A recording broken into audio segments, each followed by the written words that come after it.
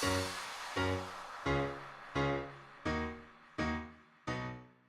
Scrappy Peeps, Suzanna here today to share with you this layout I created using my own cut file and the Pebbles Heart of Home collection by Jen Hadfield. So I skipped a few steps because it was dark when I first started this, but you can see that I had a digital cut file that I cut in white, and then I gutted the piece of blue plaid so that it created a blue background, and then I fussy cut some of these flowers from that particular piece of pattern paper from the collection, and I made 3 clusters of flowers so that they would be poking out of a few of these diamonds. Now, this cut file is inspired by a quilt that I saw on Pinterest.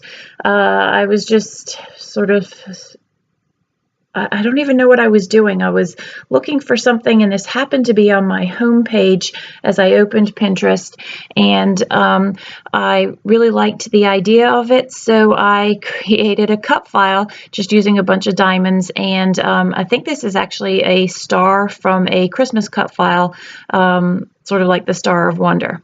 So I went to back each of these diamonds with various different colors from the collection, and I started out sort of doing this in a fussy way, and that I just cut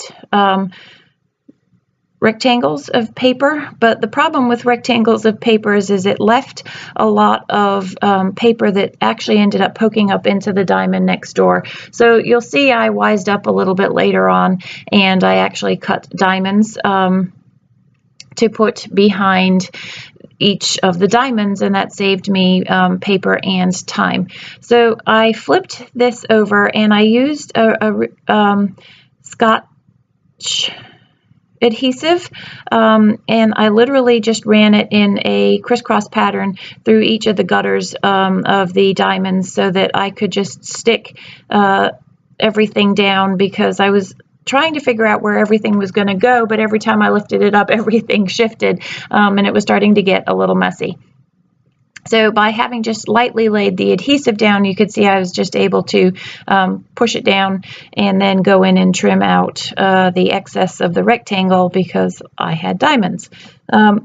Looking at this as I was editing the video, I actually really prefer that pink on the horizontal, but it is what it is, and it doesn't look terrible. It just looked better on the horizontal. However, you'll see that I go upstairs after I've done this, and I actually turn my piece of pattern paper sort of into a quilt and did an awful lot of stitching. So this is where I get smart, and I decide to cut a long strip of paper, and you can see I've marked out how wide this was going to be, and then I marked in the angle of the diamond, and I just cut that with some scissors, put it behind it, and then marked out another angle, which sort of created a template for me to then put against the rest of the strip and cut out a bunch of diamonds. Made this process a whole lot easier. See? So literally just stick it down and then arrange. I tried to do a balance of the different colors and darks and lights, and there's various different hues of pinks and blues, and so I wanted to get a mix of those as well. This particular piece of paper, I did try and at least arrange the diamonds so that you saw the pattern in a more sort of aesthetically pleasing configuration, but if I couldn't, it wasn't really a big deal. So see, with the adhesive behind, all I had to do was put the diamond where I wanted it, stick it down, and it made much, much easier work of the whole process there. Most of these papers I used fronts and backs.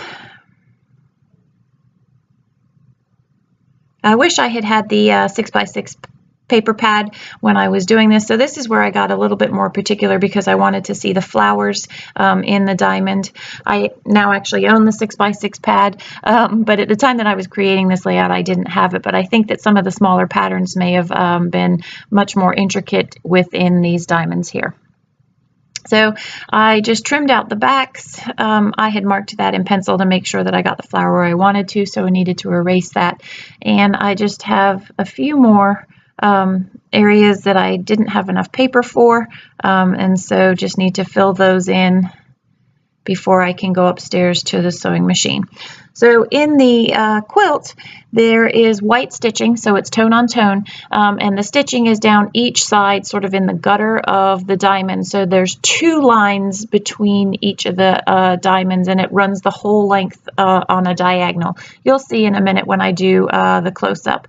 And then I knew I wanted to use this dark paper as the different for the color for the stars. So I'm running upstairs and I'm making quite a mess with the sewing machine. It's not actually a mess, and I'm going to hold it up and show you the detail on this there, and so that's what I mean about that. So I need to clean off the edges. There were an awful lot of threads, and I had a lot of tape at the back of the layout to get those out of there, and then I am going to, in the quilt, each of the stars was also a different color, but I really liked the dark against the white and the contrast and how that just allowed the stars to pop.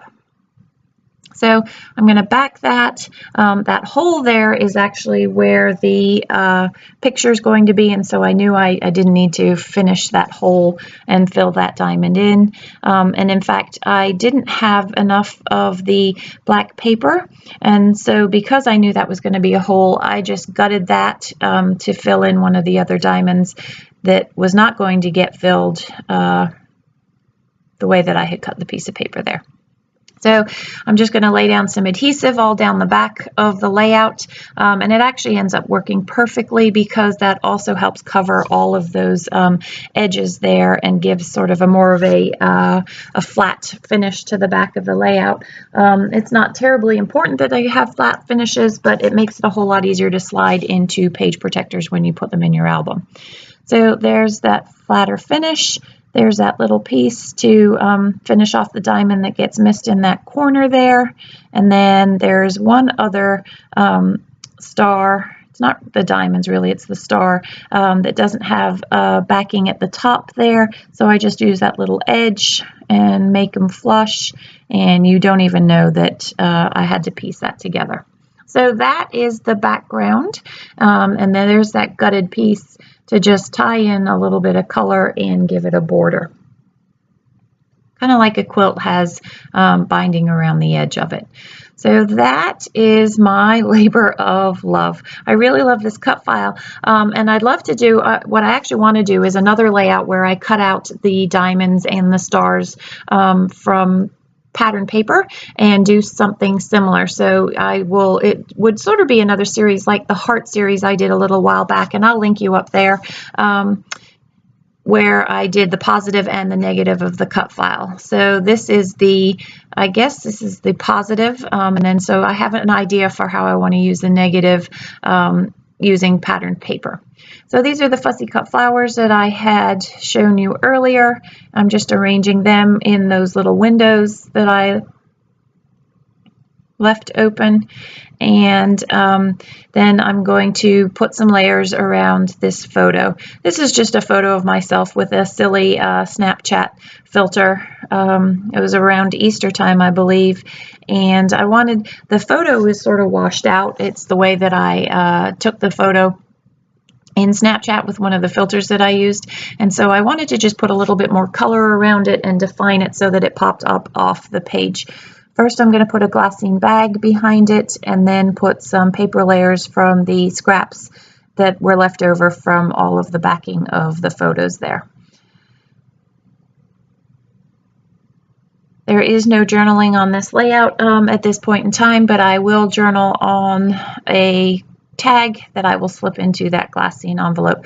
I'm sorry this is off camera. I'm sure you've heard me over the past few videos. I have a new phone. I'm trying to record off of my old phone, but for a while I was recording off of my new phone, and my new phone has a different perspective than my old phone does, so I'm still trying to figure out where the edges of my filming margins are.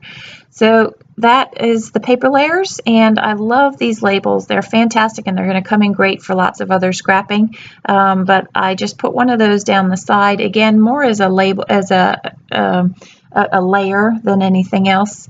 And that pink is very soft at the edge of the left-hand side of the picture, and it really needs something darker. So I'm looking for something to go on the left-hand side of that picture. You can see there how it needs to be popped off of that light page a little bit. But I have another one of these labels. Well, I have a whole sheet of them. I wanted to use it somewhere else, but it really doesn't need it, so why stick it there if you don't need it? And there's a dark layer that I found. So on the right, it's the navy blue, and on the left-hand side, it's going to be the black. And I decided I wanted a ripped edge. I like the way that the ripped edge gives you that organic feel beside those flowers there. So there's that ripped edge, which just kind of pops the picture, makes it a little bit darker, and nestled that in next to that flower there. Originally, I was going to put it off to an angle, just a very slight angle, but because I've got lots of angle already in the background, I figured putting it upright at a right angle was probably the better thing to do. And these letters, these thickers, are actually from a different Pebbles collection, and I used #create as my title for this layout. It was a little tough to get the letters off and then recreate them, because where I put it down initially, the C falls into that black piece of pattern paper, and it was sort of hard to define the beginning of the C, so I needed to shift everything just a smidge to the right, and then you sort of have to reconfigure the foam, which is fine. It's not hard to do. And then there's the hashtag. So that, my friends, is my layout with my homemade digital cut file using the Pebbles Heart of Home collection. Thanks for joining me today. Enjoy the close-ups, and thanks for stopping in. Take care.